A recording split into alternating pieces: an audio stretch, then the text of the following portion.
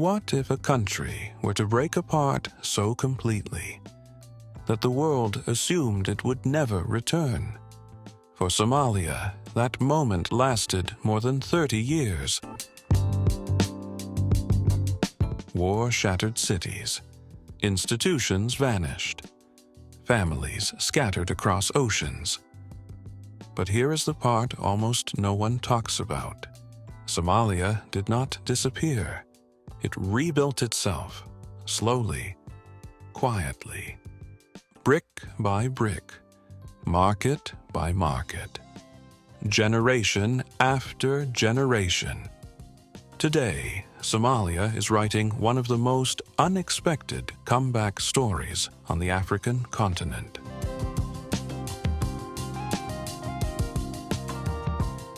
The collapse. Somalia once stood at a major crossroads on the Indian Ocean. For centuries, traders came from Arabia, Persia, and the Swahili coast. Ports grew. Cities expanded. Poetry and commerce shaped society. Mogadishu's streets echoed with the hum of merchants and sailors. Ships unloaded spices, incense, and cloth from distant lands. Markets thrived. Cafes brimmed with debates about poetry, politics, and trade. Education flourished, and Somali scholars traveled across Africa and the Middle East. Then, in 1991, everything fell. The government collapsed. Public services disappeared. Schools and hospitals shut down. Many cities turned into ruins. Streets once alive with laughter and trade became empty. Homes were abandoned. Mosques and libraries were looted. People fled.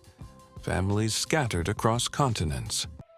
Those who remained had to survive amid chaos and danger. Few nations have ever lost so much so fast. Somalia reached a point many believed was impossible to recover from.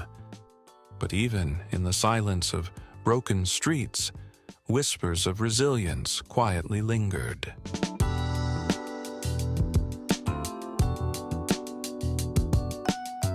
Survival without a state.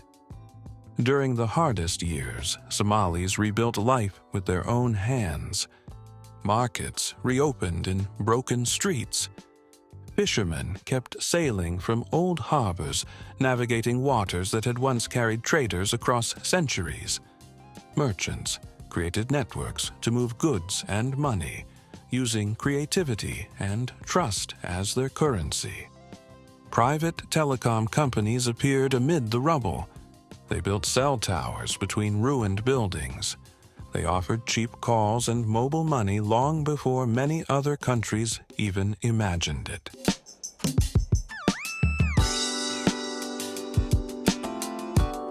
The Hawala system, a centuries-old network of trusted couriers, grew stronger.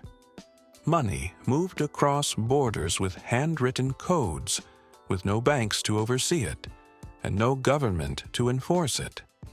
Families could still send funds home from abroad. Shops, cafes, and informal schools became hubs of knowledge and community. Even in the absence of a formal state, culture thrived. Poetry continued to flourish in tea houses. Business deals were negotiated over cups of chai.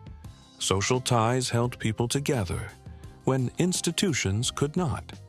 Life in Somalia adapted, bending but never breaking. And in this quiet persistence, something remarkable took shape. A society was moving forward. Unplanned, unstructured, yet unstoppable. That's how Somalia learned to survive, not through law or order, but through resilience, innovation, and trust.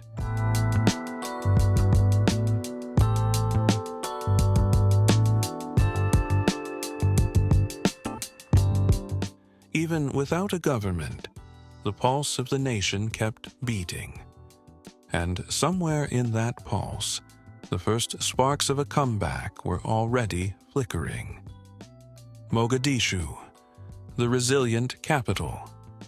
Mogadishu began around 720 AD as a coastal trading hub.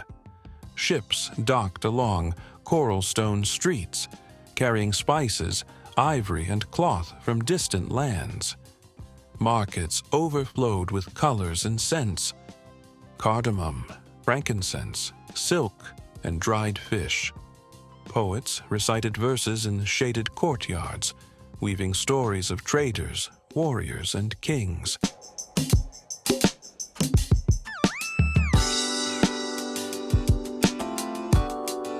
Over centuries, the city grew into a mosaic of culture and commerce.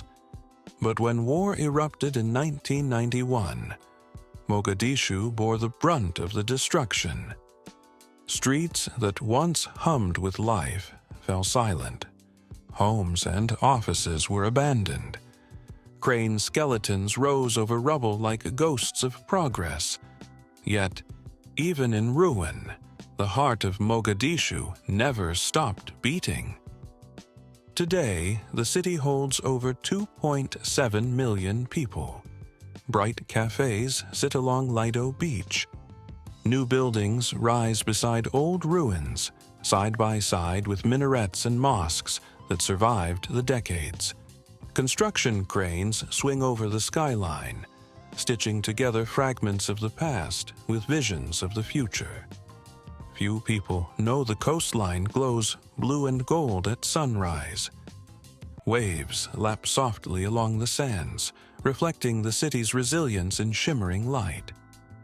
Children play near restored markets, and fishermen sail beyond the harbor.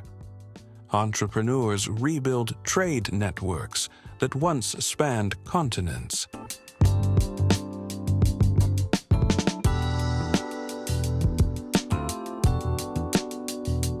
In short, Mogadishu is a city that refuses to fade. Amid the ruins and cranes, the pulse of life continues, hinting at a story that stretches far beyond the waves. Hargeisa, the cultural heart of Somaliland.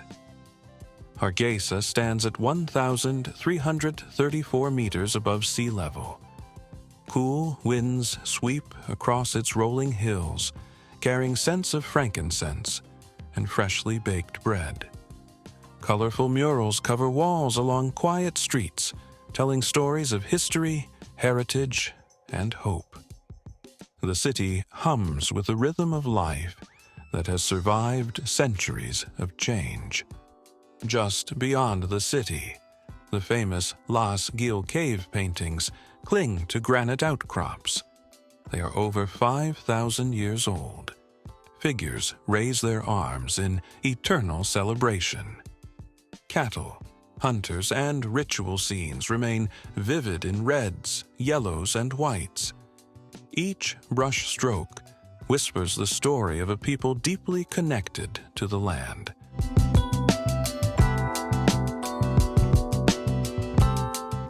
Hargeisa balances modern growth with this profound cultural memory. Markets bustle late into the night. Vendors sell spices, textiles, and handcrafted jewelry. Poets gather in tea houses, reciting verses that echo the city's long history of storytelling. Schools, cafes, and small tech hubs emerge alongside historic mosques and colonial-era buildings.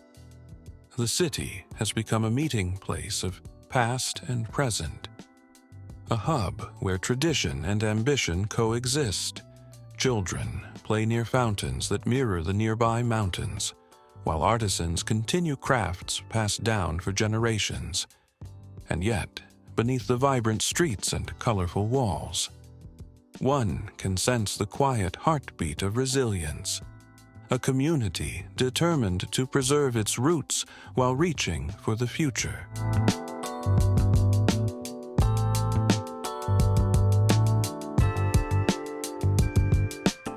Hargeisa is a cultural anchor for the Somali people, a city where history lingers in every corner, hinting at stories yet untold beyond its hills. Berbera, the ancient port. Berbera sits almost at sea level, only 3 meters above the ocean. Warm winds sweep across long, golden sandy beaches. Waves lap gently at the shore. Cargo ships line the deep-water harbor. Seagulls wheel overhead, circling the bustling docks. This port served traders in Egyptian and Greek times. It linked Africa to Arabia for thousands of years. Spices, incense, and livestock passed through its docks. Merchants haggled, sailors unloaded crates, and stories traveled faster than ships.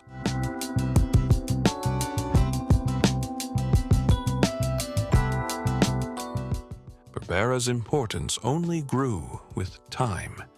It became a gateway for culture, ideas, and commerce. Even during years of conflict, traders continued to arrive. The port adapted. Old warehouses became markets. Ships brought goods from distant lands. Today, new terminals expand at a rapid pace. Containers rise like towers along the waterfront. Cranes swing with precision. Berbera grows into one of the Horn's most important commercial gateways. Fishermen still sail alongside cargo ships. Markets hum with activity. Local merchants sell fish, spices, and handmade crafts.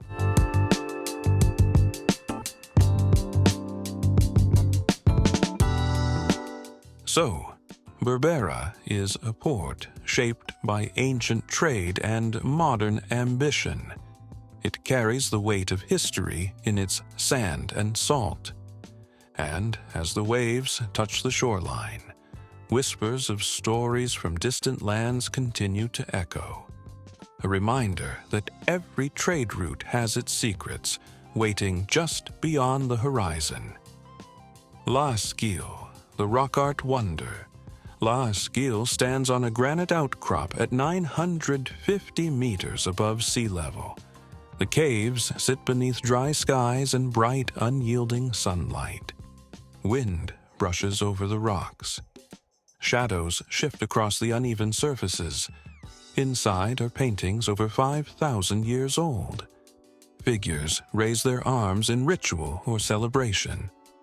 Cattle stand in red, white, and yellow. Hunters and herders appear, frozen in time. The colors are astonishingly bright. They look freshly painted even today.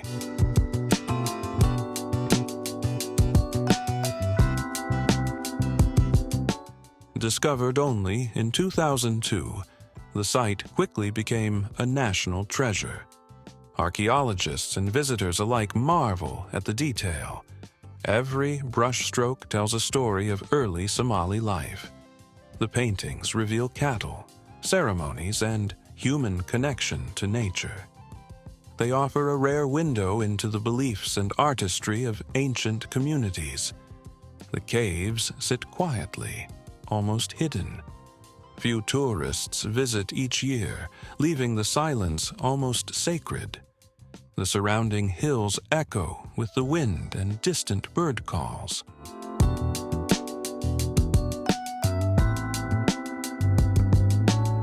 That's how La Esquile is one of Africa's most vivid prehistoric art sites. It reminds us that culture can endure long after empires rise and fall, and in those bright pigments on stone, you can sense a story waiting to leap forward. A story that might just meet the footsteps of the people rebuilding Somalia today. Kismayo, the Southern Gateway. Kismayo lies where the Juba River meets the Indian Ocean.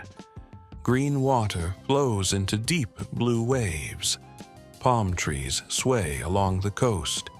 The sun sparkles on the river, catching the eyes of fishermen and traders alike.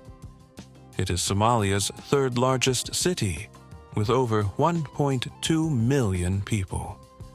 The port connects inland farms to the sea. Boats carry bananas, sugar, and rice, moving goods toward distant markets. Markets overflow with fresh fish, rice, fruit, and spices.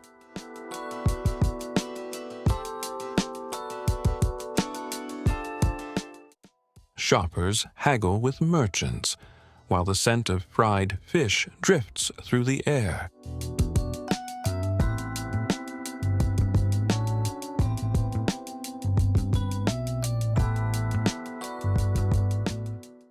Kismayo's river-ocean link makes it vital for southern trade.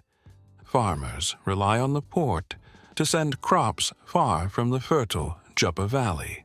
Ships arrive from distant countries, bringing goods that local vendors sell at bustling stalls. Children run along the shoreline. Fishermen cast nets. Life moves with the rhythm of the water. The city has grown steadily, balancing trade, culture, and history. It is shaped by two waters, the river and the ocean, each carrying stories, commerce, and life. The ebb and flow of tides mirrors the resilience of its people.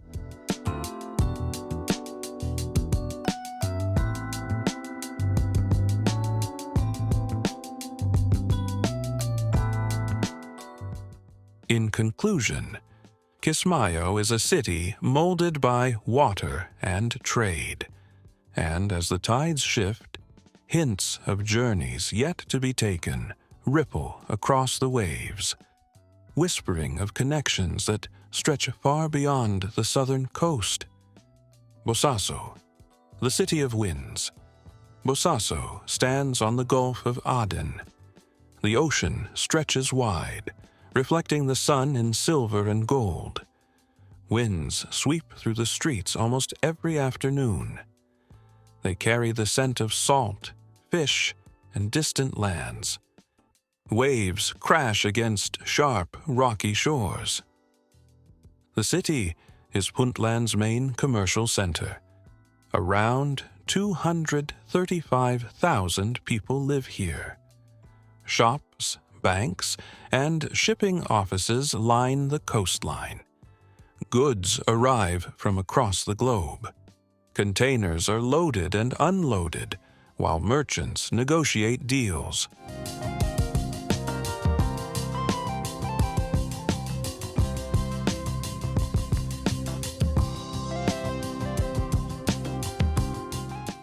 Bosaso connects northern Somalia to international trade routes.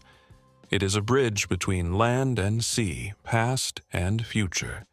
Camels are still seen on nearby roads, blending with trucks and motorbikes. The port hums with activity day and night. Fishermen sail past cargo ships. Market stalls overflow with fruits, fish, and textiles. The city thrives on wind and water. Wind shapes the streets. Wind carries stories. It whispers of opportunities, of fortunes made and lost.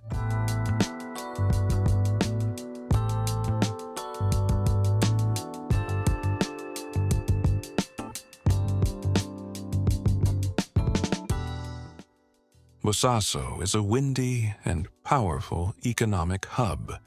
Its gusts sweep over commerce, culture, and connection. And if you listen closely, the wind seems to carry hints of ambitions yet to be realized, whispering promises that stretch far beyond the Gulf of Aden. Puntland, the Star of the North. Puntland became an autonomous state in 1998. It covers 212,510 square kilometers. Its population reaches around 4.3 million. The region balances local governance with Somali identity. Customs and traditions remain strong. Leaders manage local affairs while keeping connections to the wider Somali nation. Bosaso serves as Puntland's main commercial port. Ships arrive from across the Gulf of Aden. Containers are loaded and unloaded. Merchants navigate deals with efficiency and trust.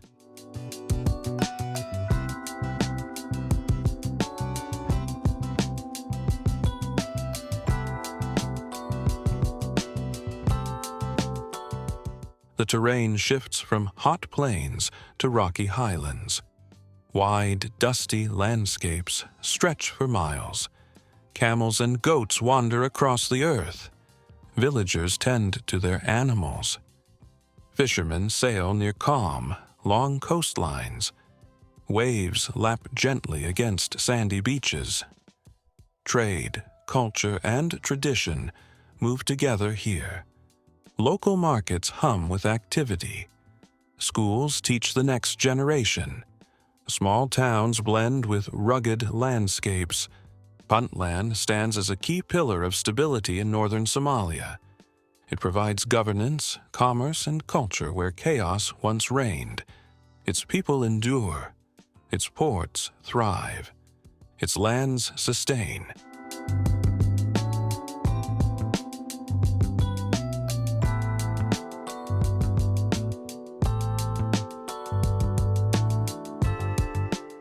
In summary, Puntland is a land of resilience and balance, a place where winds, waves, and dust shape life. And in that rhythm, hints of growth and ambition move quietly, ready to ripple outward like waves across the Horn of Africa. Jubaland, the land of rivers. Jubaland lies in Somalia's fertile south. It was recognized as a federal state in 2013. The region holds around 3.3 million people. The land is lush and green. Fields stretch farther than the eye can see. The Juba River winds through the valley. Its water nourishes farms and villages. Banana fields ripple in the breeze. Rice paddies shimmer under the sun. Ferries drift slowly across calm, green waters.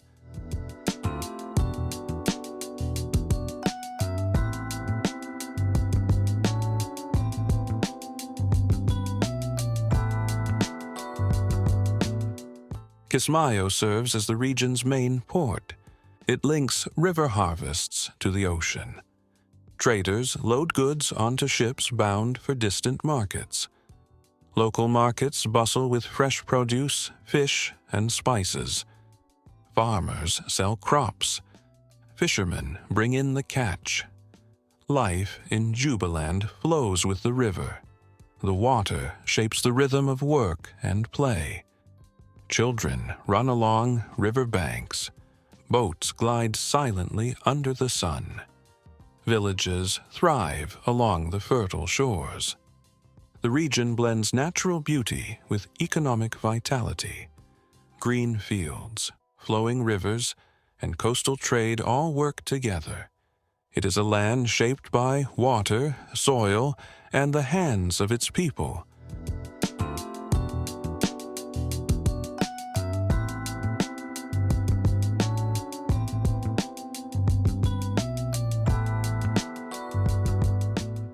That's why Jubaland is a land of abundance and motion. The river carries life and opportunity. And somewhere in the calm and currents, hints of growth ripple quietly, as if the waters themselves are whispering secrets of Somalia's rising future. Somalia's national parks, nature's hidden gems. Somalia has 6 official national parks. They include Jilib, Hobyo, Dalo Forest, and Lag Badana. Each park is a world of its own, a sanctuary of life, surviving against all odds. Lag Badana National Park was created in 1989. It stretches along a long southern coastline, Bright sandy beaches host nesting sea turtles. Mangrove forests shelter quiet birds. The wind rustles through leaves. Waves crash gently on shores.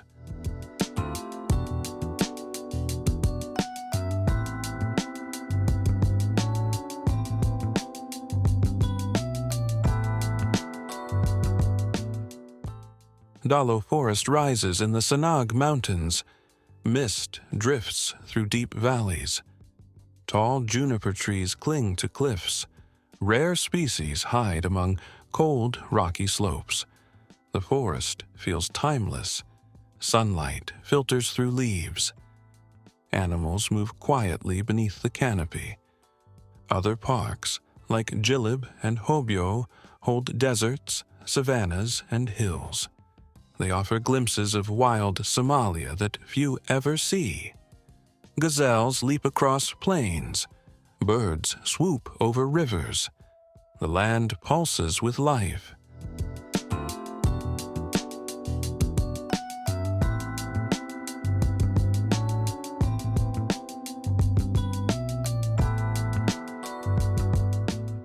Somalia's national parks reveal a green and peaceful side of the country. They are hidden treasures that survive far from cities and conflict. And in these quiet places, whispers of nature's resilience hint at the larger story. A country not just rebuilding cities, but nurturing life in every corner, seen and unseen. The return of the diaspora. Somalis from around the world returned home. Doctors flew from London. Engineers arrived from Minneapolis. Entrepreneurs came from Dubai and Nairobi. They carried skills, knowledge, and hope. Clinics reopened. Hospitals filled with life again. Tech startups launched in quiet streets. Internet cafes and co-working spaces appeared. Young workers learned new trades. Mobile money systems expanded. Ideas flowed as freely as the rivers.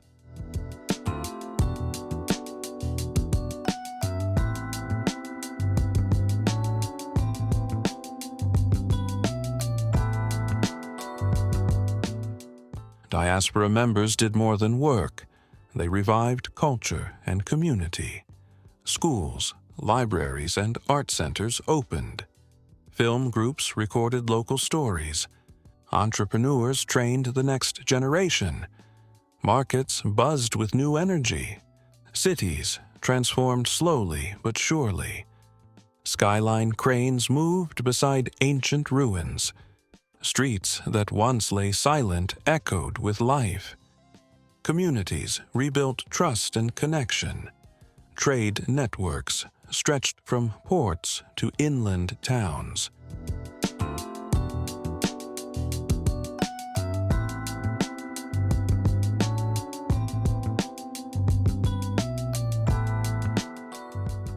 In summary, the diaspora became one of Somalia's greatest strengths. Their return sparked growth in health, education, and technology. And quietly, they helped stitch together a nation once torn apart. Some of the brightest sparks of Somalia's future are already walking its streets, leaving trails that hint at stories still unfolding. A new generation. Millions of young Somalis were born after the darkest years. They grew up with mobile phones and internet access. Screens glow in classrooms and cafes. They scroll, type, and connect with the world. They study programming, business, and design. Some code apps in modest rooms. Others sketch blueprints for startups. Ideas move faster than ever before.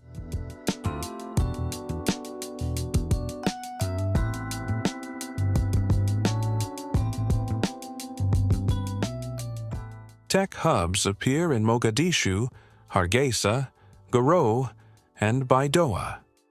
Film groups capture stories of resilience. Startups experiment with mobile payments, delivery services, and farming innovations. Even small projects spark big change. Youth energy drives streets, markets, and classrooms. Social media connects them to mentors abroad. Entrepreneurs learn from distant success. They share ideas, skills, and hope.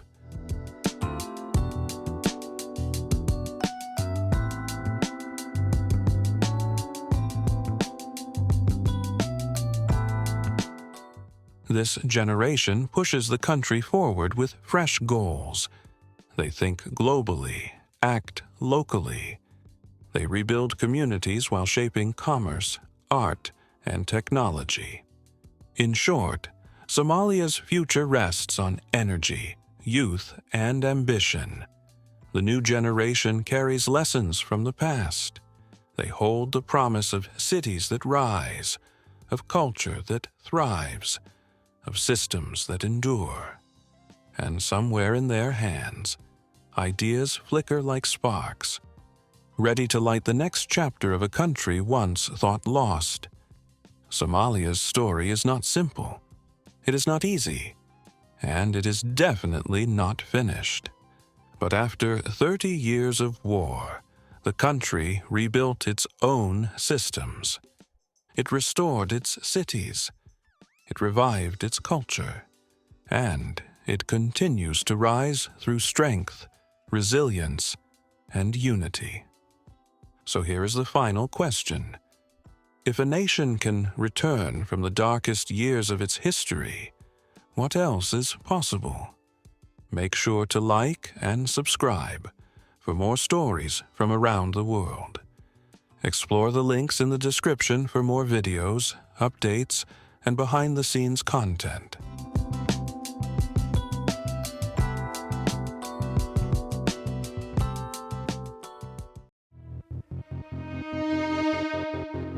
They say, if you want to see the future, look at Silicon Valley. But if you want to touch the beginning of time, you come here, Ethiopia, a land where coffee was born, where humans first stood upright, where ancient kingdoms carved churches straight into the earth.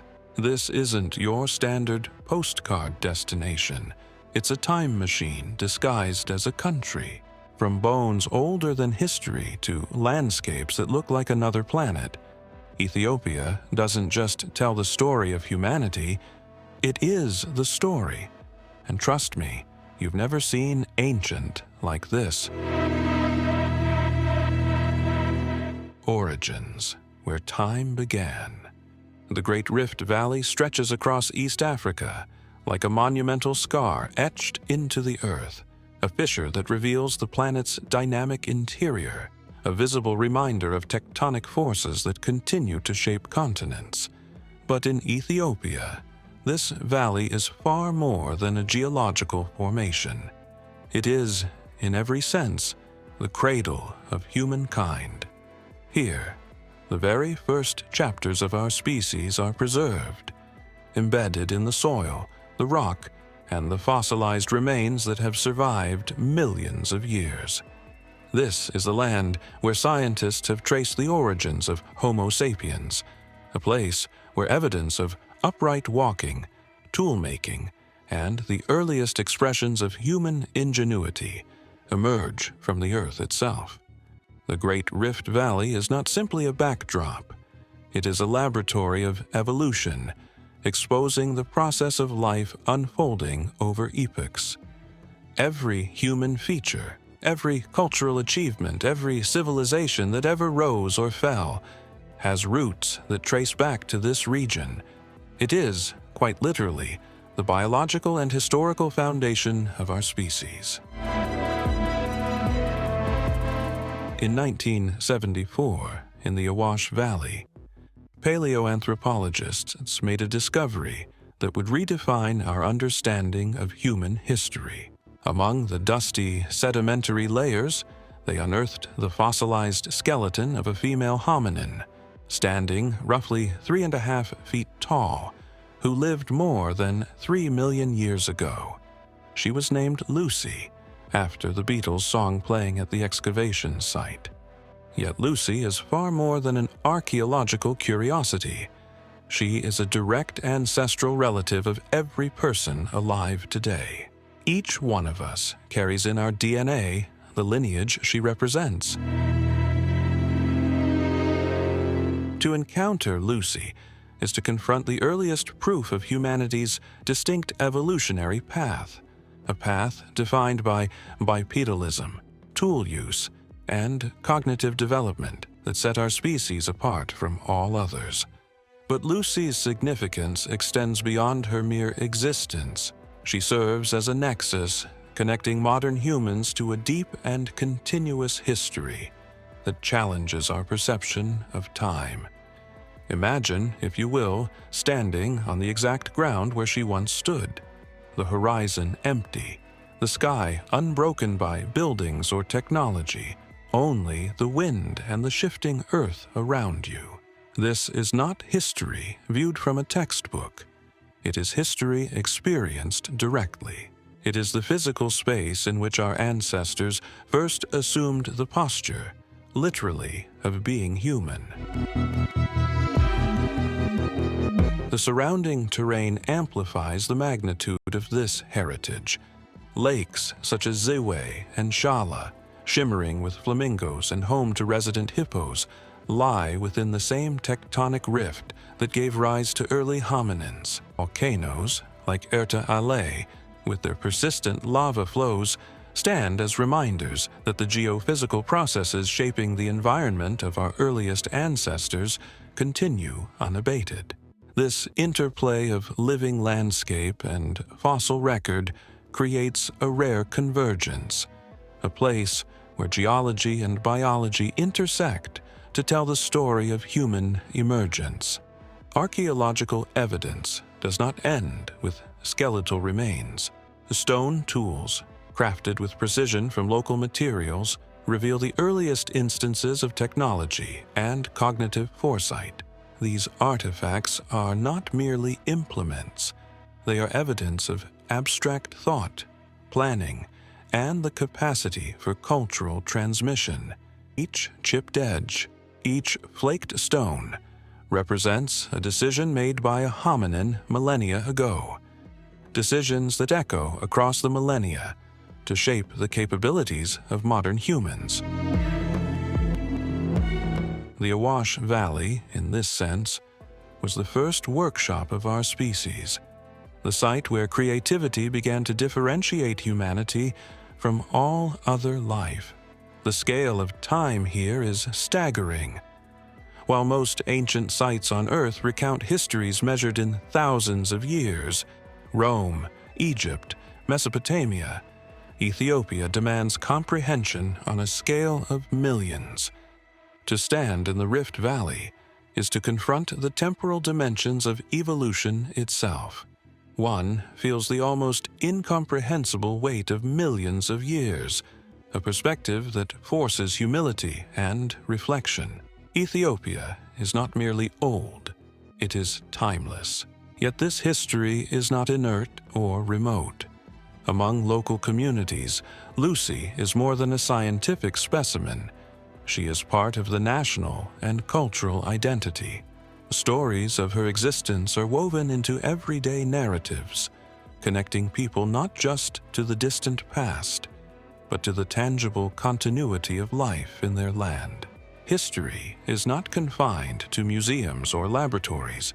It exists in the soil beneath your feet, in the rhythm of daily life, in the interaction between humans and the enduring landscape. Ethiopia's paradox is profound. It is simultaneously a place of extreme antiquity and of persistent, dynamic vitality. The Rift Valley, with its cliffs, lakes, and active volcanoes, reminds us that the forces that shaped early humans are still at work today. Time in Ethiopia is not linear. It is stratified, layered, and present in every element of the environment. To understand Ethiopia is to grasp a fundamental truth about humanity.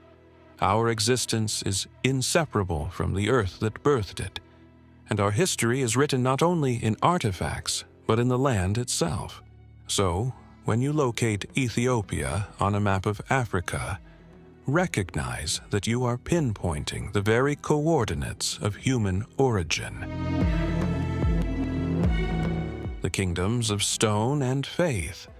When people think of Ethiopia, they often think of fossils and ancient valleys. But to stop there is to miss one of the greatest chapters in human history. Ethiopia is not only the cradle of humankind, it is the cradle of kingdoms, faith, and architectural wonders that stretch the limits of imagination. To walk through its ancient cities is to encounter a civilization that rivaled the might of Rome and Persia, yet followed a path all its own.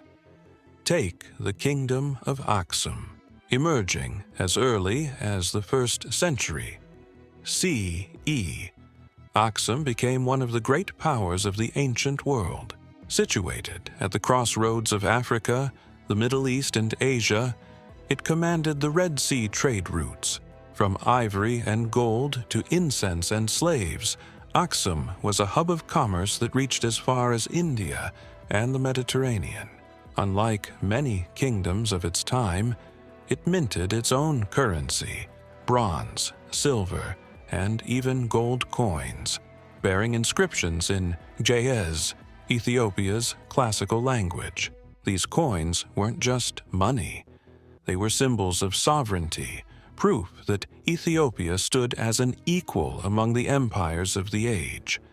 But Aksum was more than an economic power. It was also a spiritual one. According to Ethiopian Orthodox tradition, the Ark of the Covenant, the sacred chest said to contain the tablets of the 10 Commandments, rests here, in the city of Aksum, within the Church of St. Mary of Zion. Access is forbidden. No archaeologist, no tourist, no outsider has ever been permitted to see it. Only a single guardian monk is entrusted with its care, and he spends his entire life in service to it, never leaving the chapel. For skeptics, this is a story bordering on myth. Yet, for Ethiopians, the presence of the Ark is an article of faith, and faith, as history has shown, often has more power than fact. Move forward in time to the 12th century, and you find yourself standing before another miracle, Lalibela. When King Lalibela declared his vision to build a new Jerusalem in Ethiopia, he was not speaking metaphorically. He meant a city of stone churches, each carved directly into the earth itself. But instead of rising above ground, these cathedrals were sculpted downward into the volcanic bedrock, as if the earth itself offered them as gifts to heaven.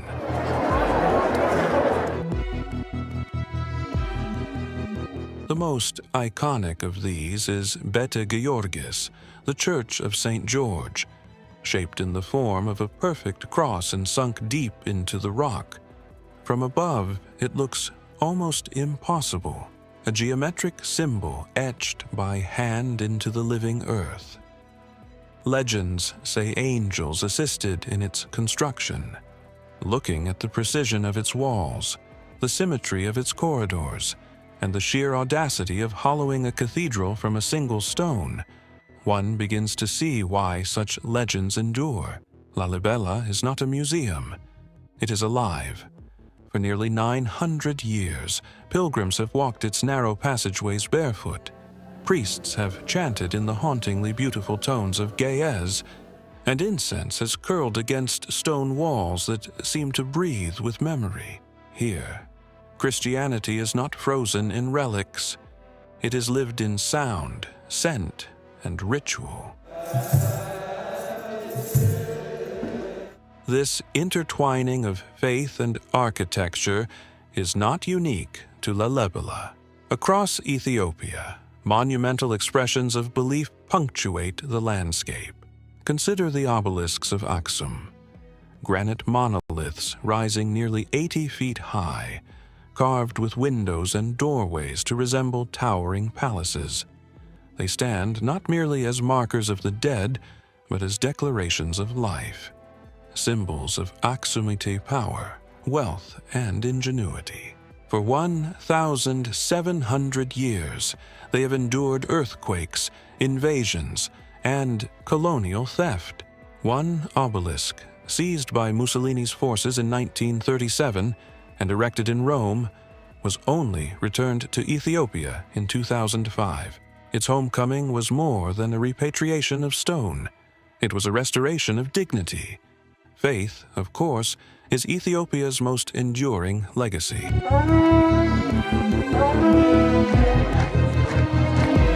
Ethiopian Orthodox Christianity developed independently from Rome and Constantinople, forming its own liturgy, its own rituals, and its own aesthetics.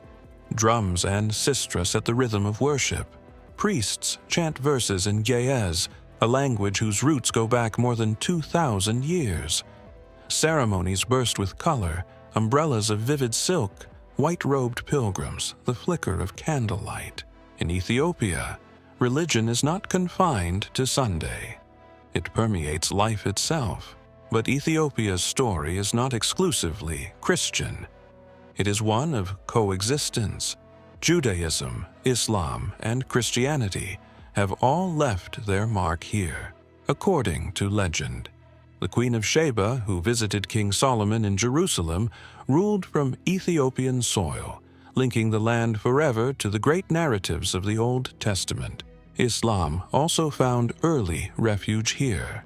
When the Prophet Muhammad's followers fled persecution in Mecca, they sought asylum in the Christian kingdom of Aksum. The king, known as the Negus, offered them safety, an act of compassion remembered by Muslims to this day. This blending of faiths is rare in human history. In Ethiopia, it was not just tolerated, it was woven into the very identity of the nation. You may live in Abyssinia in peace for as long as you wish. That resilience is part of what allowed Ethiopia to stand apart during the colonial age. When European empires carved up Africa in the 19th century, Ethiopia resisted. At the Battle of Adwa in 1896, Ethiopian forces defeated the Italians, preserving their sovereignty. Independence safeguarded not just borders, but traditions, liturgies, languages, and legacies that might otherwise have been erased. Ethiopia teaches us something profound. History is not a collection of artifacts to be studied behind glass. It is a pulse that continues to beat, a memory that refuses to fade. In its kingdoms of stone and its traditions of faith, Ethiopia does not preserve history, it lives it. Landscapes from another planet. Few countries on Earth contain landscapes so extreme, so visually disorienting, that they appear to have been lifted from another world. Ethiopia is one of those rare places. To describe it as diverse does not do it justice. This is a country where fire and ice, desert and highland, coexist within a few hundred kilometers. Ethiopia's geography is not just a backdrop. It is central to the human story, and it is no coincidence that so many of the earliest chapters of our species were written here. Let us begin with the Danakil Depression. Located in Ethiopia's northeast near the border with Eritrea, this is one of the harshest environments on Earth. It sits at roughly 125 meters below sea level, making it one of the lowest points on the planet. Temperatures frequently soar above 50 degrees Celsius, 125 degrees Fahrenheit, creating a climate so hostile that few forms of life can survive. The Danakil is part of the Great Rift Valley system, where tectonic plates are actively pulling apart, stretching the crust and exposing the planet's raw interior. In this alien environment, sulfur chimneys rise like jagged spires, venting toxic gases into the air. The ground is painted in shocking hues of neon green, yellow, and orange, created by acidic hot springs and mineral deposits that look like they belong on another planet. Salt pans stretch endlessly, white and blinding under the equatorial sun, giving the illusion of frozen seas in the middle of scorching desert.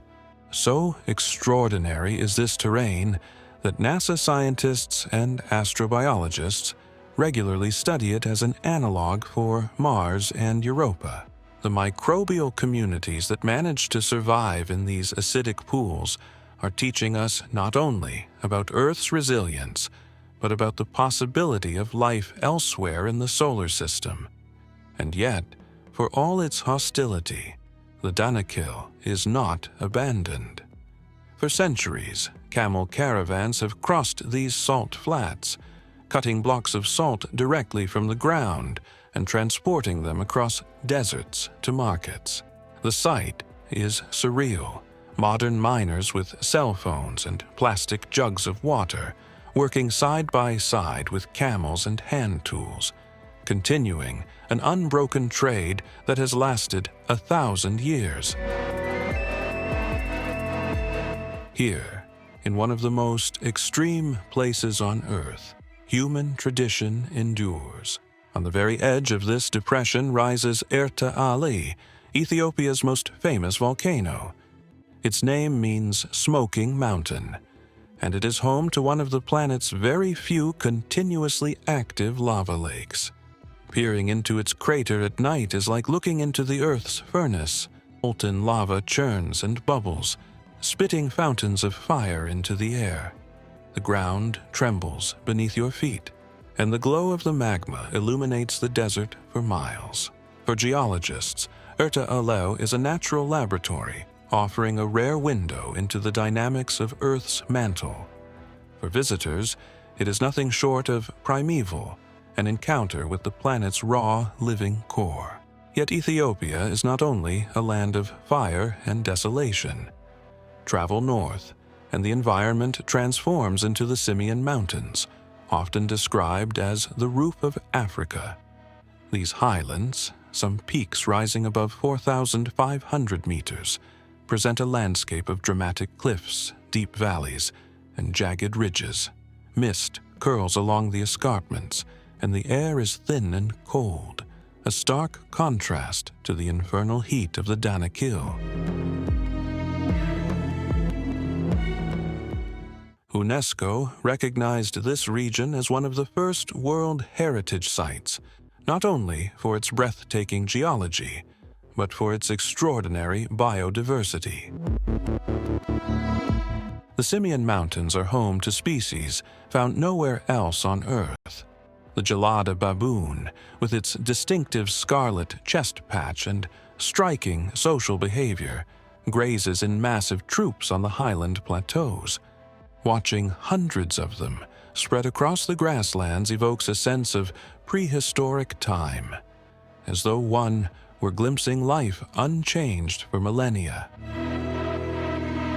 Alongside them live the walia ibex, an endangered mountain goat that clings to vertical cliffs with an agility that defies gravity, and the Ethiopian wolf, the rarest canid in the world, found hunting in the high-altitude meadows. These animals are not just wildlife. They are relics of evolution, survivors of a unique ecological stage. Contrast defines Ethiopia.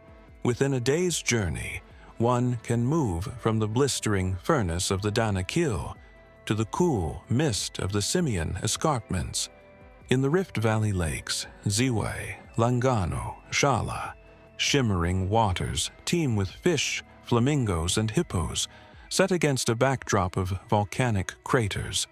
The landscapes appear designed to astonish. At the heart of this geographic tapestry lies Lake Tana, Ethiopia's largest lake and the source of the Blue Nile. From these waters begins a river that flows thousands of kilometers north, eventually joining the White Nile in Sudan and feeding the civilizations of Egypt. Without Ethiopia, the Nile, as the ancient world knew, it would not exist. Monasteries, some dating back to the 14th century, still stand on the islands of Lake Tana. Their walls are covered with colorful frescoes of saints and biblical scenes, bearing witness to centuries of continuous devotion. These high-altitude plateaus and cloud forests are home to a range of endemic species, including the Ethiopian wolf, the giant mole rat, and dozens of birds found nowhere else. The moorlands, punctuated by giant lobelias, look more like the highlands of Scotland or the Andes than what most people imagine of East Africa. Its ability to confound expectations, to compress deserts, volcanoes, alpine meadows, and lush forests into a single country, makes Ethiopia geologically unique. Faith carved in stone. Among the most extraordinary feats of human imagination and devotion lies in the Ethiopian highlands, Lalibela. Here, in the 12th century, a king transformed vision into reality by commissioning a complex of churches that were not constructed, but excavated. Unlike the cathedrals of Europe, rising upward stone by stone, Lalibela's sanctuaries were hewn directly downward into the earth itself, sculpted whole from living volcanic rock. The effect is not simply architectural, it is geological. These structures are not additions to the landscape. They are extractions, as if revealed rather than made. The undertaking was driven by King Lalibela, who declared his city the New Jerusalem. In an era when pilgrimages to the Holy Land were often impossible due to distance and conflict, this was both a theological and a political act. He intended to offer Ethiopians a Jerusalem of their own, a place where they could walk the sacred terrain without crossing oceans or deserts. 13 monumental churches arose from this vision, connected by trenches, tunnels, and passageways that still disorient and awe pilgrims centuries later.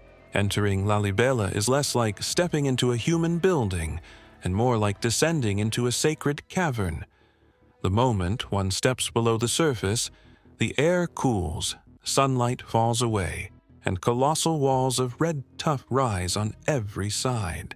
Carved arches, doorways, and windows appear with such precision that modern engineers remain astonished.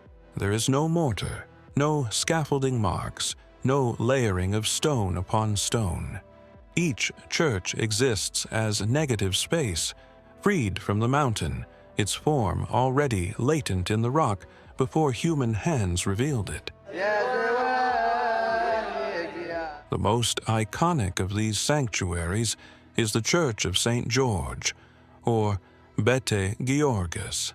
Viewed from above, it takes the shape of a perfectly symmetrical cross, a geometry so exact it seems impossible without advanced tools, and yet chisels and hammers in the hands of medieval craftsmen achieved this feat. To walk through its trenches is to traverse a landscape that feels simultaneously natural and supernatural, a paradox of engineering and faith. The mystery of Lalibela is not only in its form, but in its endurance. These churches are not relics or ruins. They remain active houses of worship, filled with chanting, incense, and the barefoot passage of pilgrims who travel for days to pray at their altars. To kneel within Beit Mariam, or Beit Medhain Alem, is to share space with voices that have resonated against those stone walls since the 1200s. Few places on earth preserve such continuity, where sacred ritual has never been interrupted by time. What is equally remarkable is Lalibela's placement. Unlike Machu Picchu, hidden in remote mountains, or Petra, tucked within desert cliffs, Lalibela exists in the heart of a living town. Children play beside the trenches. Villagers sell bread and honey nearby. Priests bless congregations as they have for centuries. And tourists with cameras intersect with everyday life. The sacred and the ordinary coexist seamlessly, as if Ethiopia refuses to isolate its spiritual treasures from its daily heartbeat. Yet Lalibela is only one part of Ethiopia's vast spiritual geography. Across this nation, faith is carved into the land itself. On the islands of Lake Tana, Orthodox monasteries rest in isolation, reached only by papyrus boats that skim across the water, exactly as they did 1,000 years ago. On the cliffs of Tigray, rock-hewn churches cling to vertical faces, accessible only to those willing to climb with ropes. In Harar, often called the fourth holiest city of Islam, more than 100 mosques stand within its old walls, each testifying to Ethiopia's role as a crossroads of religions. The result is a country where Christianity, Islam, and indigenous traditions have shared space for centuries. This coexistence is not merely tolerance. It is architecture, landscape, and culture intertwined. Every monastery, mosque, and chapel is a physical marker of belief, carved into mountains, painted onto manuscripts, or sung into the air with voices that have never fallen silent. To stand in Lalibela is to realize that Ethiopia's contribution to world heritage is not only biological, through the remains of Lucy and the origins of humanity, but also spiritual. Here, humanity tested the boundaries of devotion and craftsmanship, creating monuments that rival the pyramids, Stonehenge, or Angkor Wat in both mystery and majesty. The spine shivers not simply at the scale of the achievement, but at the realization that it remains alive. This is not a fossilized past. Lalibela's sanctuaries are not relics of a vanished culture. They are living monuments where the sacred past and the present still breathe the same air. To descend into their stone corridors is to walk through time itself, time that has not ended, but continues. And that is Lalibela's enduring power. It reminds us that civilizations do not only leave ruins. Sometimes they leave sanctuaries, sanctuaries that stand not as echoes of faith, but as its unbroken voice. Ethiopia did not merely inherit religious identity from the outside world. It shaped its own, carving it into mountains and lakes, weaving it into the lives of its people. Lalibela is proof of this. Faith here was not built upon the land, it was born from it. Ethiopia, between earth and sky. To understand Ethiopia in its fullness, one must accept paradox. This is a nation where the past and present coexist not as separate chapters, but as layers of a single manuscript. In rural villages, injera is still baked over clay ovens, fires glowing as they did 1,000 years ago. Yet, within a short journey to Addis Ababa, one finds bustling cafes alive with jazz, macchiatos, and Wi-Fi. A metropolis where skyscrapers rise beside markets as old as the empire. Ethiopia does not present history as a linear story. Instead, it stratifies it, like the exposed rock of the Rift Valley, each layer visible, each still alive. The land itself amplifies this duality. In the northeast, the Danakil Depression descends into some of the harshest terrain on Earth, a furnace of salt flats, lava lakes, and sulfur springs where temperatures reach extremes that test the limits of endurance. But travel northwest, and the scene transforms. The Simeon Mountains rise like a fortress of stone, their jagged peaks slicing the horizon at over 4,500 meters. Valleys plunge thousands of feet, and the thin air carries the calls of gelada baboons, the lion-maned primates found only here. The simian landscape defies comparison. Vast, vertiginous, and almost overwhelming to the human eye. This is not simply scenery, it is geology staged on a grand scale, altitude translating into both ecological diversity and human awe. Among these mountains and plateaus runs a river whose name has shaped civilizations, the Blue Nile. Emerging from Lake Tana, it thunders into motion at the Blue Nile Falls before carving its course northward, joining the White Nile in Sudan, and flowing onward to Egypt. The significance cannot be overstated. The fertility of the Nile Valley, the rise of pharaonic civilization, and the sustenance of millions over millennia all trace back to the highlands of Ethiopia. Here, water does not merely quench the land. It carries history across continents. Few nations can claim to have shaped human destiny so quietly, yet so profoundly. Ethiopia, however, is not content to exist solely as a repository of antiquity. Walk the streets of Addis Ababa today, and one finds a city in perpetual transformation. Glass towers climb skyward. Murals explode across concrete walls. Music blurs boundaries, weaving traditional instruments into electronic soundscapes. There is an unmistakable energy, driven by a youthful population that honors its inheritance while reaching for reinvention. Designers reinterpret centuries-old tribal textiles into high fashion. Filmmakers juxtapose myth with modern city life. The result is a cultural rhythm that feels both ancient and utterly contemporary.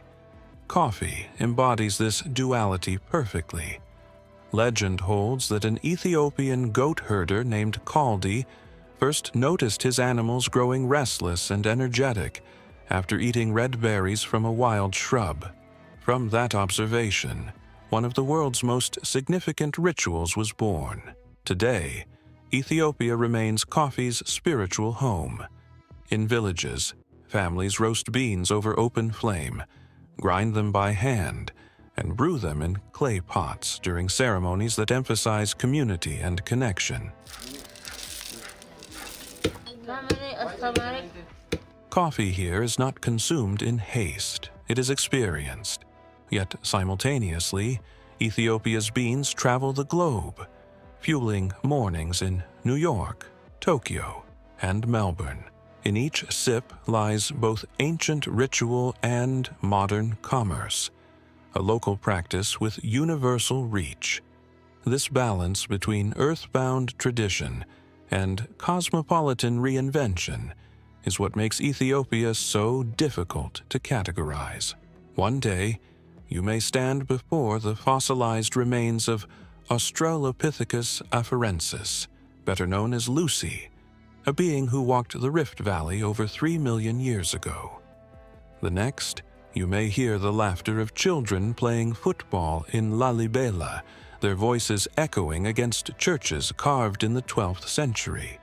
In 1 hour, priests chant prayers in Ge'ez, a liturgical language older than English. In the next, car stereos pulse with Amharic rap. Ethiopia collapses the notion of time as linear progression.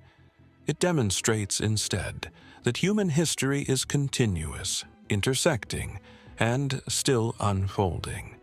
Underlying this is a resilience that has defined Ethiopia's identity. Unlike most of Africa, Ethiopia was never colonized in the modern sense. It resisted the incursions of European empires, most famously at the Battle of Adwa in 1896, when Ethiopian forces defeated an Italian army and preserved their sovereignty. That independence left scars, but it also forged a national pride that remains palpable. It lives in the cadence of conversation, in the shoulder-shaking dances of weddings, in the confident assertion of cultural identity. Ethiopia does not seek validation from beyond its borders.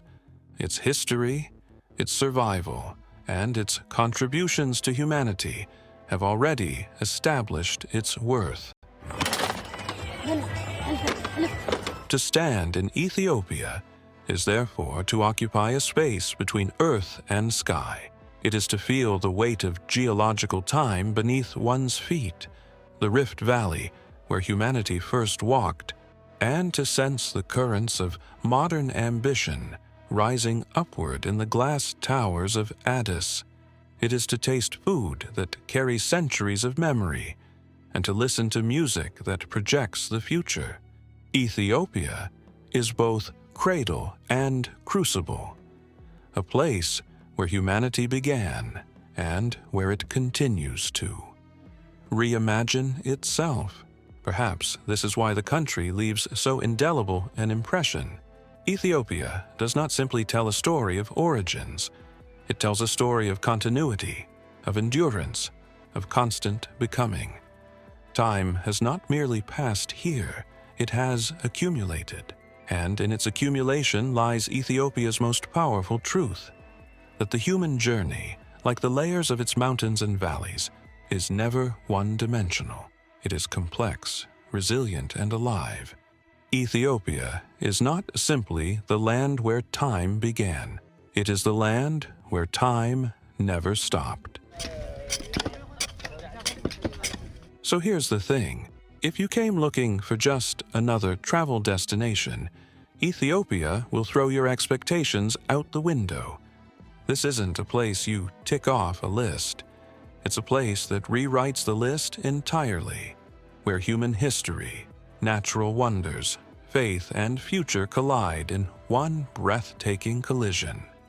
It's the bones of Lucy, the roar of the Blue Nile, the fire of the Danakil, the silence of Lalibela. It's coffee ceremonies that stretch for hours, and mountain ridges that stretch into forever.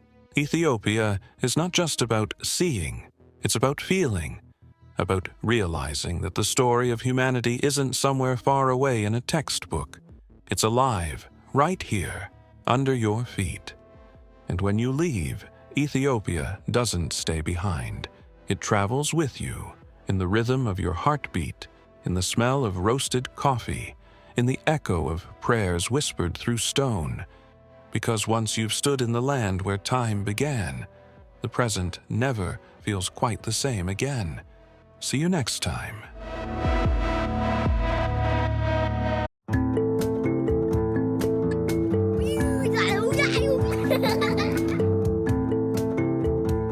They call it Africa's forgotten coastline. But only because the world never looked close enough. I love you. Just beyond the Red Sea's edge, Eritrea hides over 200 untouched islands. Beneath turquoise waves, coral cities. Still alive, still breathing. It is a capital that looks more like Rome in the 1930s than East Africa. Cinema Roma. This is where time bends. Ancient empires carved in stone. Colonial trains still rattling through the mountains. Fishermen navigating by stars, just like they did in the days of the pharaohs. This isn't your typical African adventure. This is Eritrea, enigmatic, elegant, and endlessly unexplored.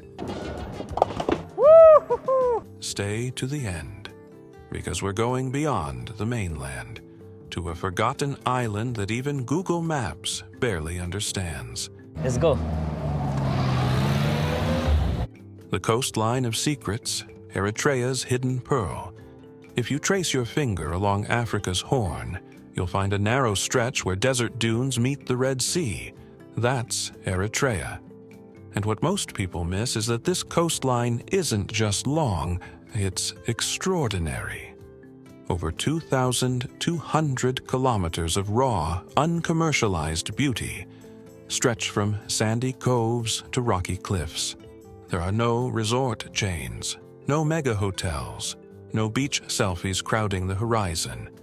Just the land, the water, and a history that hums quietly beneath your feet.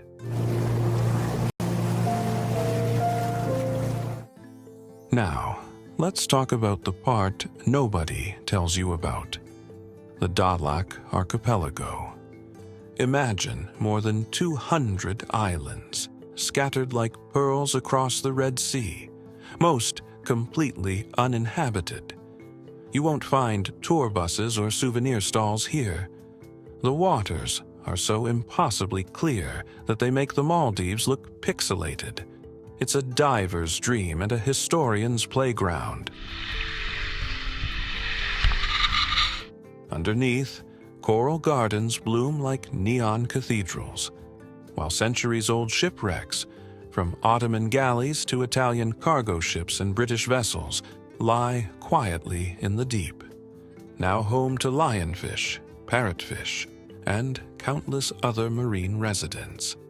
Every dive is a layered story of history and nature entwined. What makes this coastline even more fascinating is its strategic importance through time.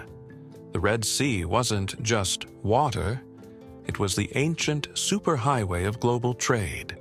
Spices from India, gold from Nubia, frankincense from Yemen, all passed through these channels.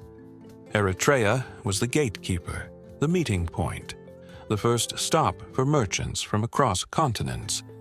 Imagine thousands of years ago, bustling ports, camel caravans unloading goods, sailors negotiating deals in languages you've never heard. And then there's Massawa, Eritrea's hauntingly beautiful port city. Step into its streets, and you'll immediately feel the nickname Pearl of the Red Sea isn't exaggeration. It's poetry. Coral stone buildings shimmer in the sun, Ottoman arches mingle with Italian balconies, and Egyptian gates stand as silent witnesses to centuries. You can almost see the footprints of traders, soldiers, and settlers who walked these alleys before you. The city is simultaneously vibrant and suspended in time. Massawa isn't noisy, crowded, or desperate for attention. It has a quiet, commanding presence. Walk along the old railway tracks that once carried goods from the highlands to the coast, and you'll feel the weight of history pressing lightly on your shoulders. Ships from Arabia, Persia, and beyond would dock here, turning the city into a crossroads of civilizations. Today, it waits patiently, like a monarch in exile, unhurried but unmistakably regal. Welcome to Massawa. And here's something that often surprises visitors. The name Eritrea itself comes from the Greek Erythra thalassa, meaning Red Sea. Before the modern nation existed, locals called this land Madre Bahri, the land of the sea. Perfect, right? A place defined by its connection to water, trade, and life itself. But don't let the serene beaches and coral reefs fool you. This coastline has weathered storms, both natural and human. Empires rose and fell. The Ottomans fortified the ports. The Italians built railways and colonial districts. The British left their mark and moved on.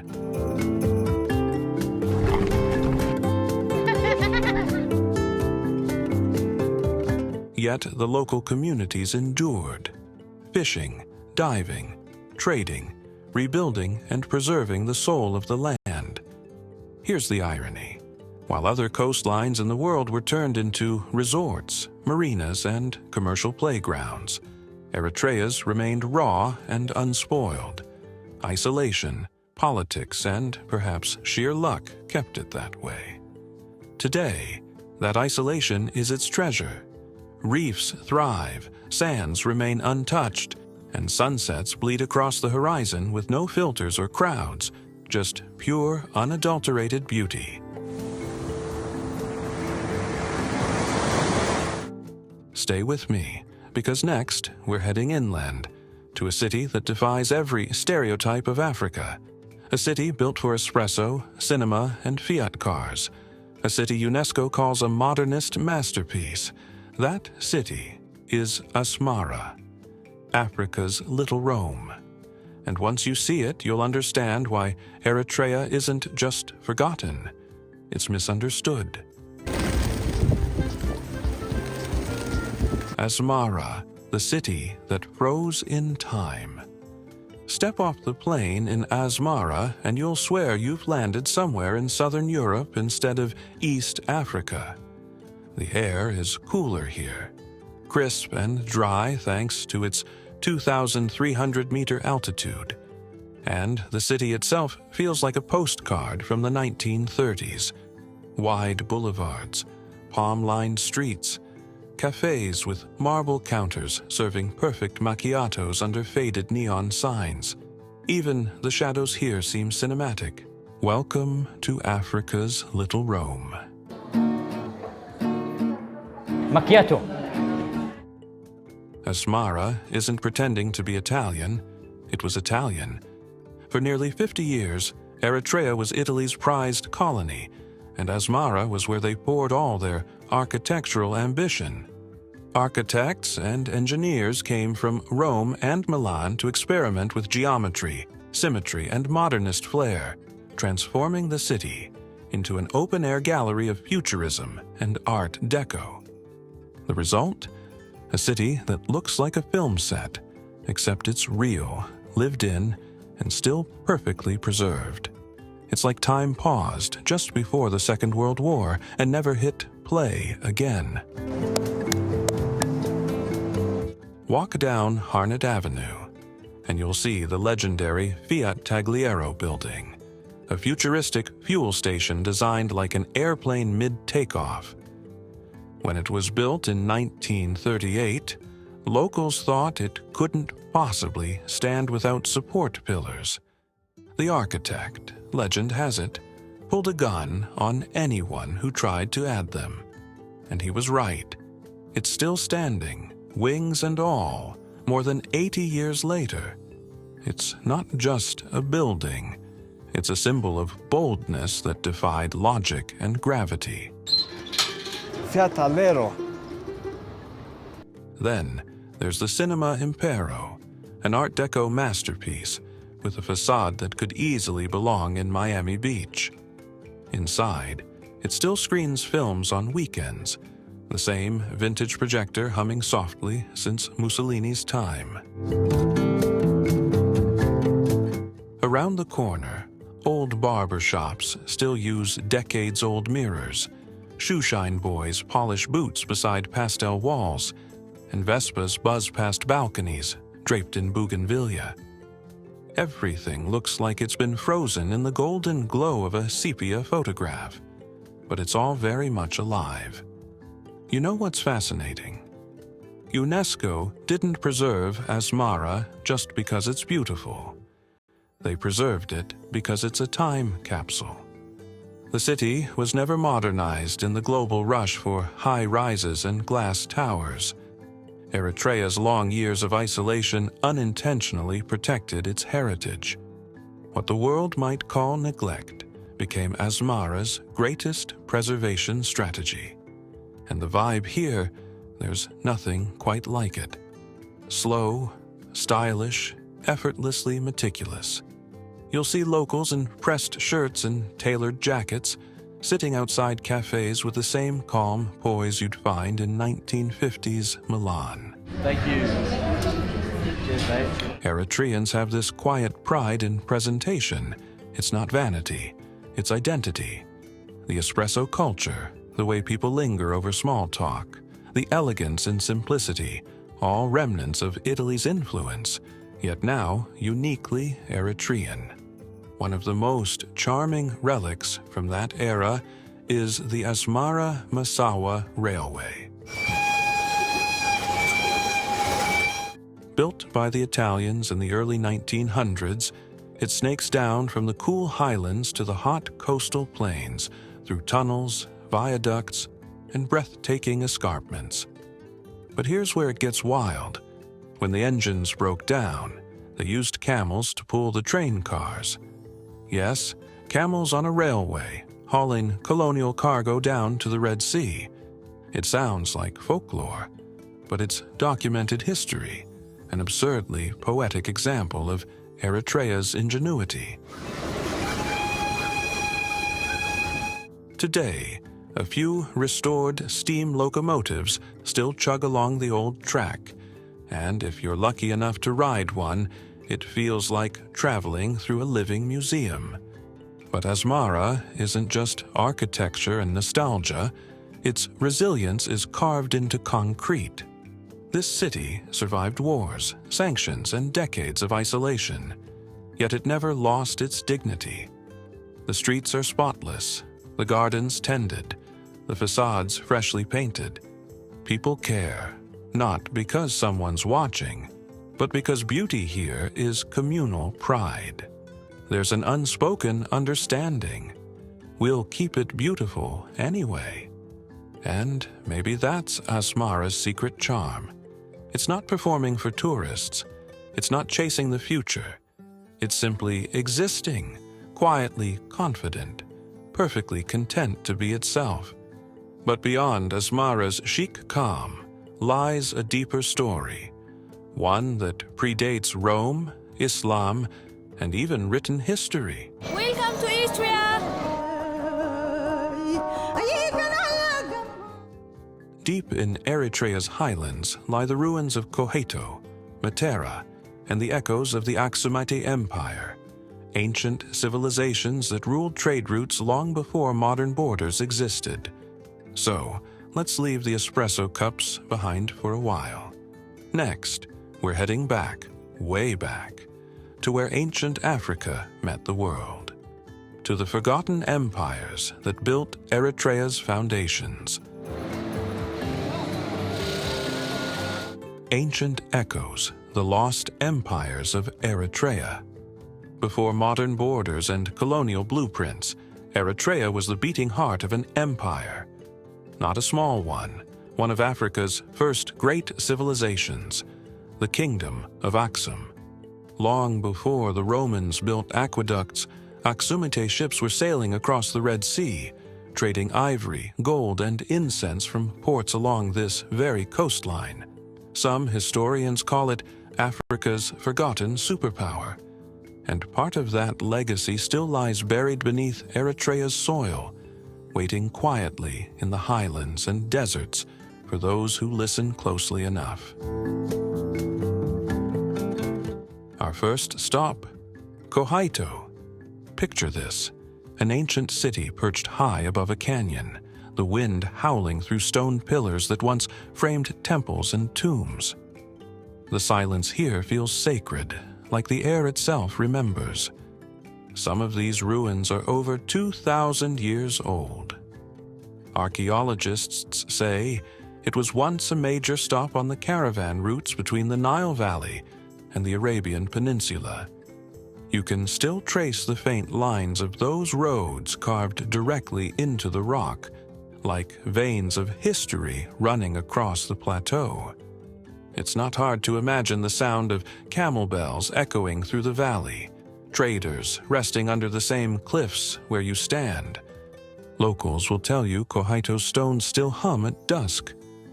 Whether that's myth or wind, it feels like a place where time folds over itself, a living echo of an empire long gone but never forgotten. A few miles away lies Matera, another ancient Aksumite city that once buzzed with merchants trading cloth, spices, and obsidian. What remains today are mysterious obelisks, burial chambers, and inscribed stones written in Ge'ez, the ancient language of the highlands, still sung in Eritrean churches today. These aren't just ruins. They're fingerprints of a civilization that once connected Africa to Asia and the Mediterranean, centuries before globalization had a name. Here's the thing. We often talk about the pyramids or Greece when we mention ancient civilizations. But Aksum was right there in that same league, minting its own coins, writing its own language, and commanding trade networks that stretched across 3 continents. And Eritrea was its northern gateway, the first face that greeted ships from Arabia, Persia, and beyond. One of the most stunning discoveries here came from Buya, a small village near the desert. In 1995, scientists unearthed a hominid skull estimated to be 1 million years old, one of the oldest human fossils ever found. Let that sink in for a moment. 1 million years. It rewrote what scientists thought they knew about human evolution in East Africa. Eritrea isn't just old, it's prehistoric. The land itself feels ancient, like the cradle of time. It's surreal to think that on one side of the country, you can sip a macchiato in an Art Deco cafe, and on the other, stand in a place where the first humans walked. That's Eritrea's magic. Only macchiato. Modernity and antiquity coexisting, not in conflict, but in rhythm. But history here isn't just something you dig up, it's something you live. Eritrea has 9 recognized ethnic groups, each with its own language, music, and rituals. The Tigrinya, the Tigre, the Afar, the Saho, and more. All different threads that somehow weave into one fabric. The result isn't chaos, it's harmony, like a mosaic where every piece belongs exactly where it is. And if you want to feel this heartbeat, don't just visit the ruins. Join a coffee ceremony. Eritreans don't drink coffee, they celebrate it. Green beans roasted over an open flame, the aroma wrapping around you like incense. Popcorn served as a small offering of hospitality. The coffee is brewed slowly in a jabena, a clay pot with a long spout, and poured in 3 rounds, each one symbolizing friendship, community, and respect. It's not just caffeine, it's a connection.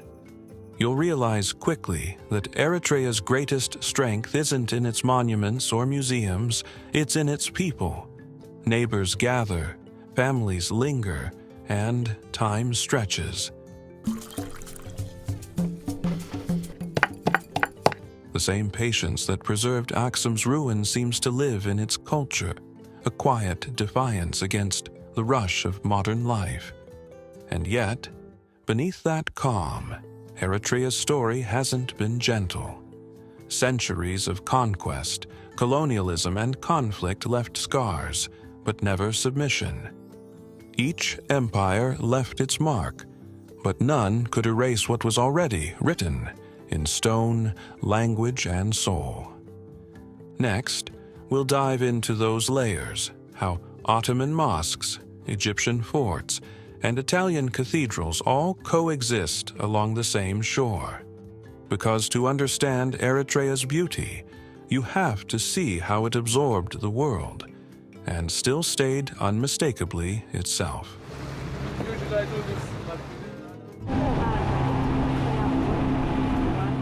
Empires on the shore, where worlds collide. Stand on the docks of Massawa and you can almost hear it, the sound of centuries rushing past each other. This city isn't just old, it's layered. Every stone, every archway tells a story of a world long gone. Ottoman, Egyptian, Italian, stitched together by the salty Red Sea breeze. Massawa's old town sits on coral islands, connected by narrow causeways that shimmer under the heat. The first thing that hits you isn't noise, it's the silence. Then comes the rhythm of waves lapping against walls made from coral limestone, the same material that gives the city its ghostly white glow. Locals call it Batsi Mesewa, the White City, faded, cracked, but breathtaking. The Ottomans built the first forts here in the 16th century, drawn by the Red Sea's strategic importance. Walk the alleyways, and you'll spot their influence in arched doorways, domed mosques, and wooden balconies etched with intricate geometric patterns. Centuries later, the Egyptians left their marks: administrative offices, small forts, and a few governmental imprints. Then came the Italians, reshaping Massawa's streets into a seaside playground of colonial architecture. Piazzas, warehouses, lighthouses, and port buildings with a Mediterranean flair.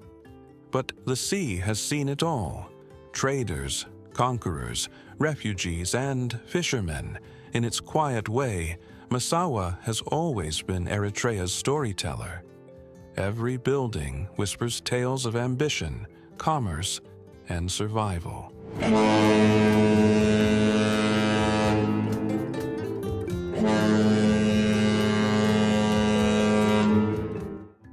One of the most haunting spots is the war-damaged district. Bullet holes perforate walls. Roofs have collapsed. Yet life continues. Kids play soccer in front of ruins. Families hang laundry between broken walls.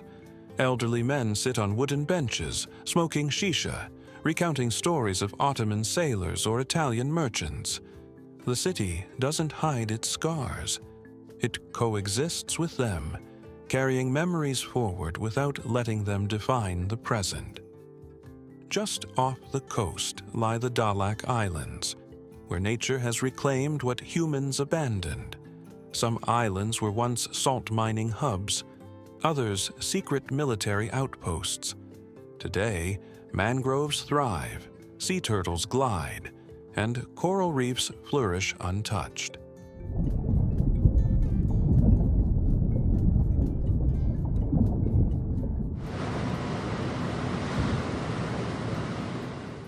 Underwater archaeologists have found shipwrecks dating back hundreds of years.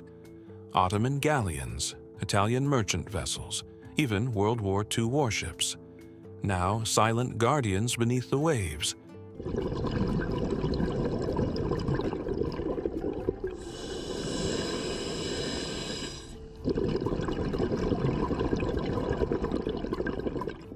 In some coves, fishermen still dive for sea cucumbers and lobsters, continuing a practice that hasn't changed in centuries. It's almost invisible to the outside world. While tourists flock to Zanzibar or the Seychelles, Eritrea's islands remain empty, a diver's paradise, a historian's dream, a place where solitude and discovery walk hand in hand. The coastline's beauty isn't flashy. It's restrained. It doesn't demand attention. It rewards curiosity. Walk slowly. Look closely. The same coral blocks that built Ottoman mosques now support Italian balconies. The same streets that once carried caravan traders now echo with bicycles, scooters, and fishermen hauling their nets.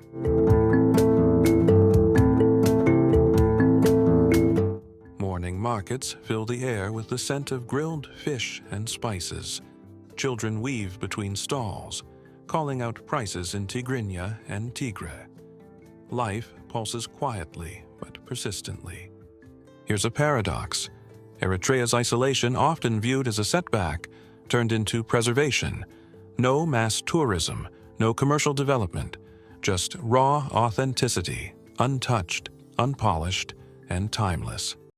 And when you stand by the shore at sunset, watching the sea turn red like molten glass, it's Easy to understand why the Greeks called it Erythra thalassa, the Red Sea.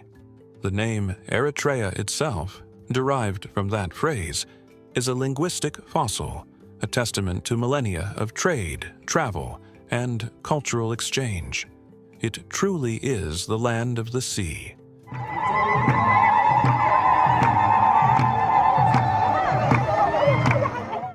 Yet this isn't a story of ruins alone. Eritrea's past lives in its people. From the fishermen of Massawa mending their nets to engineers restoring the old railway lines, there's a quiet pride here. An unspoken continuity between past and present. The same resilience that resisted empires flows through daily life, in small rituals, communal gatherings, and a way of living that honors history while moving forward. Street musicians play traditional instruments at twilight, blending old melodies with the rhythm of the Red Sea waves. It's in these small moments that you feel the heartbeat of a nation. And that's what we'll explore next. How these layers of past and present merge in daily Eritrean life. From coffee ceremonies to bustling markets, from ancient traditions to modern ingenuity, this is where Eritrea truly comes alive.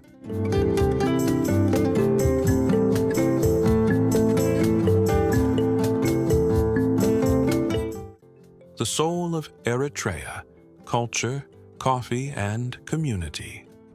You can't really understand Eritrea through ruins or coastlines alone. To know this country, you have to sit down, slow down, and share a cup of coffee. Because here, coffee isn't just a drink, it's a ceremony, a rhythm, a conversation. It starts with the sound of beans being roasted over charcoal. The smell fills the room, thick, nutty, almost sweet. Then comes the grinding, the bubbling, and finally the pouring from a curved jabina, a traditional clay pot. The host serves 3 rounds, awo, kalei, bereka, each one slightly weaker than the last, but stronger in meaning. It's not rushed, it's social glue. A single coffee ceremony can last an hour, and no one's checking their phone.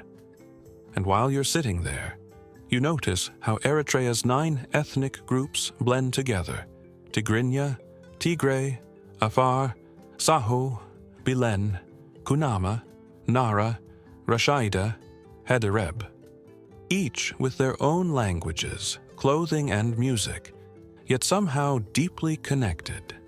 There's pride in difference, but never division.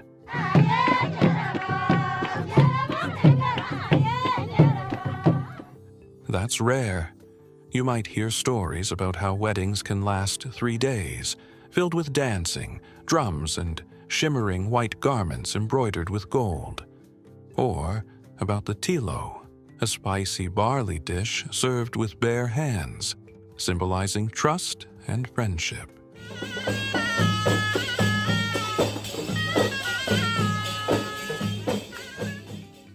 Eritrea's culture is built around togetherness. It's less about luxury, more about shared experience. Markets hum with life, vendors call out prices in multiple languages, and children weave around. Shoppers laughing, carrying bundles of fresh bread or spices. And that shows in how people treat each other.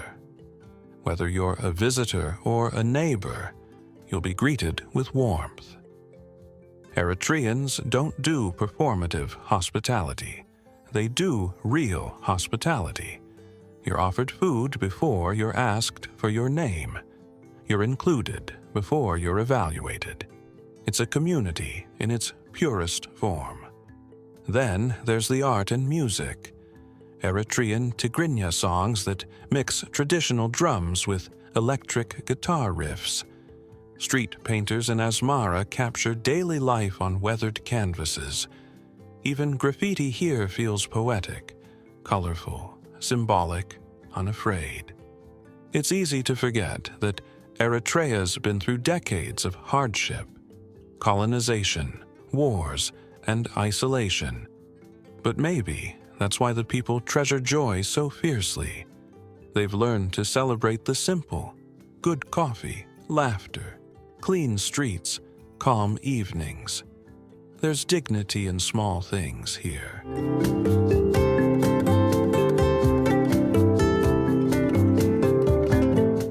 Walk through a market in Kirin or Mendefera, and you'll feel it. The pulse of daily life. The chatter, the barter, the smell of incense and fresh bread. Every vendor seems to know everyone. Children help parents with small tasks. Neighbors pause to chat, sharing news, advice, or a quick joke. There's no tourist gloss, just authenticity. And then there's something almost cinematic about how it all fits together. You can stand on a hill overlooking Asmara and see the sunset burn across the rooftops, the sound of church bells blending with the call to prayer.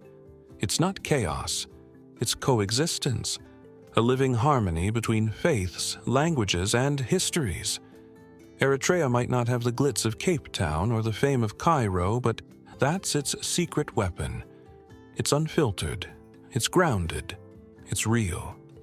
The kind of place that reminds you that travel isn't about what you see.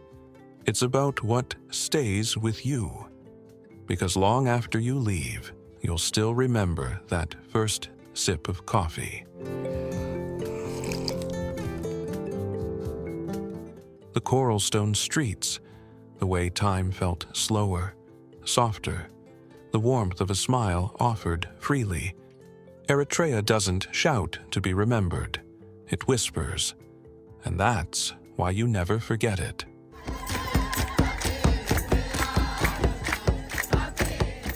Beyond the coast, Eritrea's highlands and hidden treasures. Leave the sea behind for a moment, and you're climbing into Eritrea's highlands, a world that feels entirely different, yet intimately connected to the coast. The landscape shifts from flat, sandy plains to rolling hills, volcanic peaks, and terraced farms that seem carved by hand. Air gets thinner, cooler, fresher, carrying the scent of eucalyptus, coffee blossoms, and soil freshly turned for planting. Every step upward feels like peeling back another layer of history.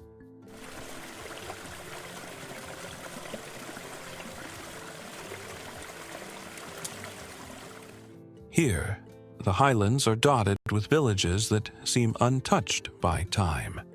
Children run along narrow stone paths, goats scramble across rooftops, and smoke curls lazily from clay chimneys. People still wear traditional garments, embroidered with intricate patterns unique to each ethnic group. It's a living museum where daily life is art and survival has its own elegance. The highlands also hold Eritrea's agricultural backbone. Sorghum, barley, and wheat grow in terraces that stretch along the slopes like green staircases. Farmers tend their crops using techniques passed down through generations, blending practicality with respect for the land. And the coffee, oh, the coffee. Some of Eritrea's finest beans originate here, nurtured in the shade of jacaranda and fig trees before they make their way to a jabina in an Asmara cafe. History whispers everywhere. In the mountains near Koheto and Matera, ancient trade routes climb rocky passes, connecting the highlands to the Red Sea ports centuries ago. Travelers use these paths to carry incense, ivory, and spices, moving silently between civilizations. You can still spot remnants of old stone bridges and carved inscriptions that survived earthquakes, invasions, and centuries of wind.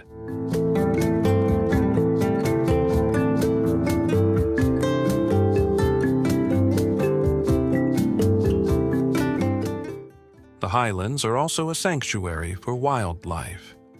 Ibexes balance along cliff edges, colorful birds dart through juniper forests, and endemic plants.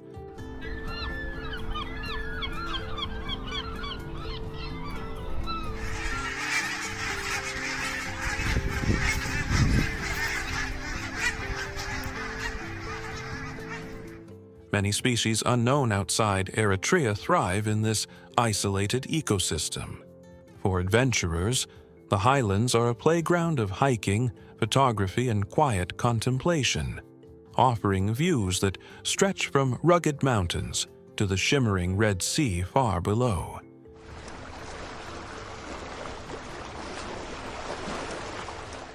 And it's not just nature and history. Human stories are woven into every village. Elders tell tales of resistance and survival, of kingdoms that ruled trade routes, and of families that nurtured generations under harsh conditions, yet never lost joy. Festivals in these towns, complete with drums, dancing, and songs in Tigrinya and Tigre, feel intimate, as though the hills themselves are celebrating with you.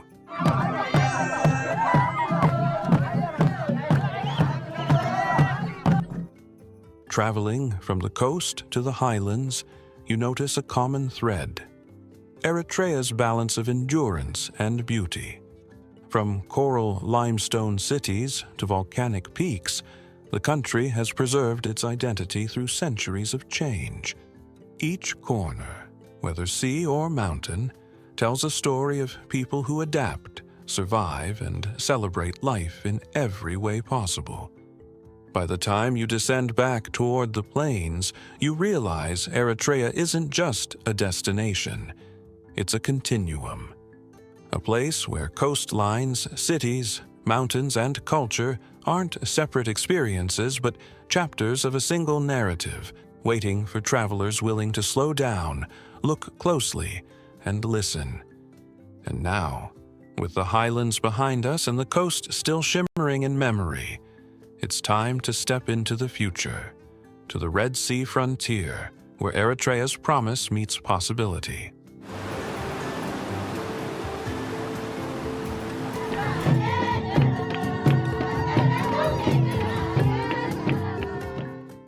The Red Sea frontier, Eritrea's future and its forgotten promise.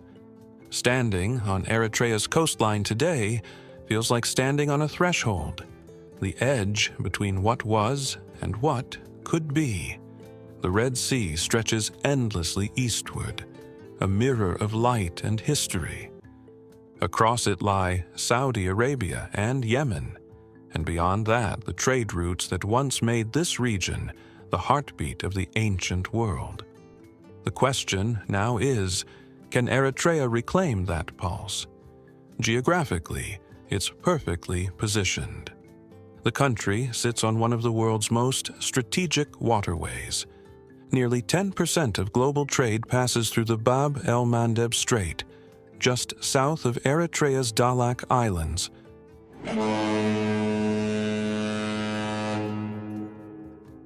Oil tankers, container ships, and military fleets all cross these waters daily. But here's the twist. Eritrea's own ports, Massawa and Asab, are almost untouched by modern commerce. They're relics waiting for revival. Massawa, for instance, has deep water potential rivaling any Red Sea port. With infrastructure investment, it could reconnect East Africa to global trade routes. But politics, sanctions, and decades of isolation have kept that dream on pause.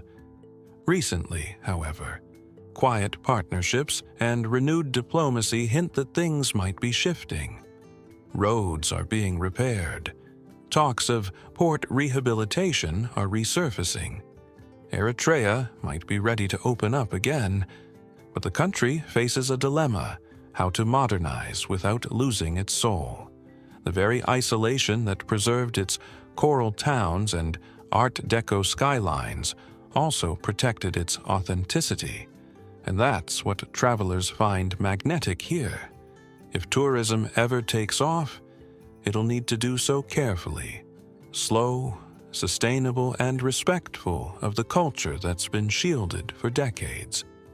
Imagine eco-lodges across the Dahlak Islands powered by solar energy, divers exploring shipwrecks under guided conservation programs,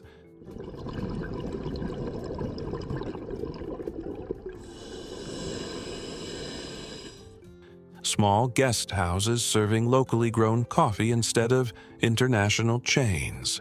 Eritrea has the potential to become Africa's most sustainable coastal destination, not by competing with others, but by staying true to itself. Then, there's the human side of the future. A young generation is growing up in Asmara, educated, creative, and quietly ambitious.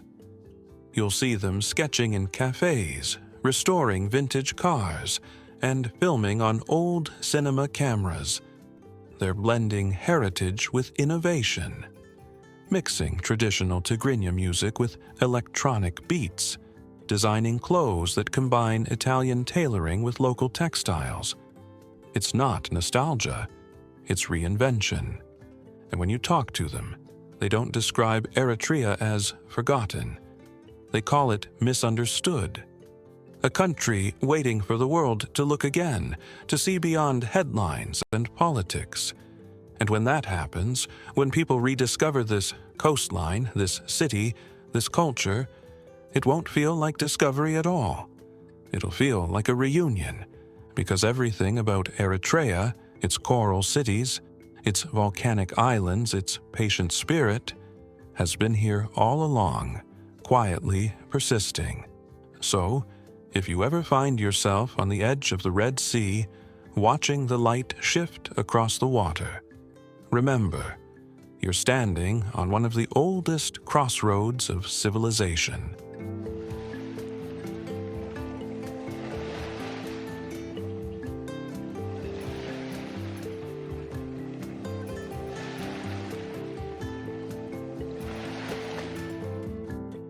A place that once connected continents and still connects stories.